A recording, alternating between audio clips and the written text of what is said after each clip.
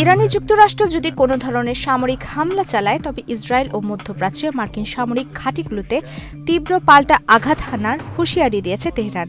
আজ রোববার ইরানের পক্ষ থেকে এই হুমকি দেওয়া হয়। মার্কিন প্রেসিডেন্ট ডোনাল্ড ট্রাম্পকে ইরানের উপর সম্ভাব্য সামরিক হামলার বিকল্প নিয়ে ব্রিফ করার খবর সামনে আসার পর মধ্যপ্রাচ্যে নতুন করে উত্তেজনা ছড়িয়ে পড়েছে।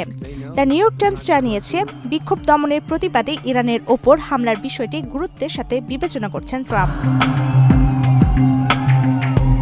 ইরানের পার্লামেন্ট স্পিকার মোহাম্মদ বাঘির গালিবাফ বলেন, যুক্তরাষ্ট্রের যেকোনো হামলার জবাবে ইরান, ইসরায়েল এবং ওই অঞ্চলে অবস্থিত মার্কিন সামরিক ঘাঁটিগুলোকে স্যান্ডেলিনা সো রূপচর্চায় আভিজাত্য বৈধ লক্ষ্যবস্তু হিসেবে বিবেচনা করবে এবং সেখানে পাল্টা হামলা চালাবে।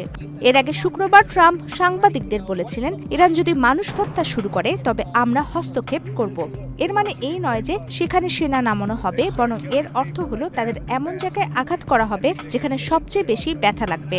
শনিবার ট্রাম্প তার নিজস্ব সামাজিক যোগাযোগ মাধ্যম ট্রুথ সোশ্যালে এক পোস্টে লেখেন, ইরান স্বাধীনতার দিকে তাকিয়ে আছে, যুক্তরাষ্ট্র সাহায্য করতে প্রস্তুত।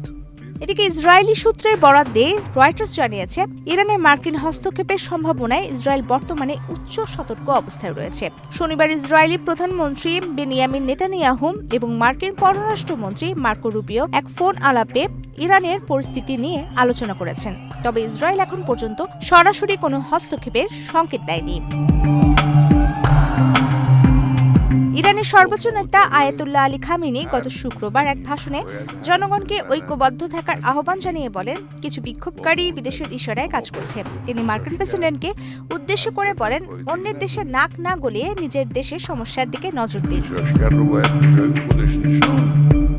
এদিকে ইরানের জাতিসংঘ দূত আমির সাইদ ইরাভানি ওয়াশিংটনকে দায়ী করে বলেছেন, শান্তিপূর্ণ বিক্ষোভকে সহিংসতায় রূপ দিতে যুক্তরাষ্ট্র ও ইসরায়েল উস্কানি দিচ্ছে। তিনি একে আন্তর্জাতিক আইনের লঙ্ঘন বলে অভিহিত করেছেন।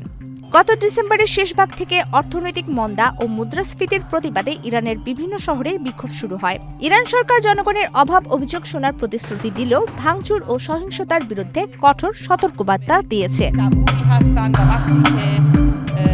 প্রমিতি কিবরে ইসলাম, বাংলাদেশ প্রতিদিন।